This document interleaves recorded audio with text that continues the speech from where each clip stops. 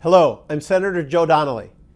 In advance of President Trump's address to Congress, I would like to talk about what I'm hoping to hear from him. In the Senate, I don't work for any president, I work for you. I will work, though, with any president who promotes policies that are good for Hoosiers. That has been my approach with President Bush and with President Obama, and it will continue to be my approach with President Trump. As I've said before, we can achieve so much more when we work together. I'm hopeful that the President's speech will focus on improving our economy to increase opportunities for Hoosier families and to prevent the outsourcing of American jobs. I've discussed my End Outsourcing Act with the President, and I'm committed to working with him and anyone else to get it enacted and keep American jobs right here. We must also take steps to further strengthen our national security.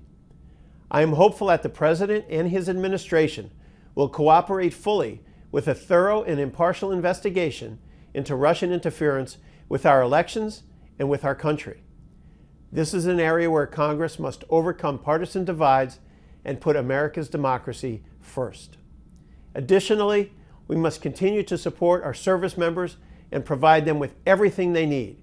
We must also stand up for our veterans who have sacrificed so much for our country and be there to stand with them and their needs. Across Indiana, we have seen that when jobs and industries move out of a community, drugs move in.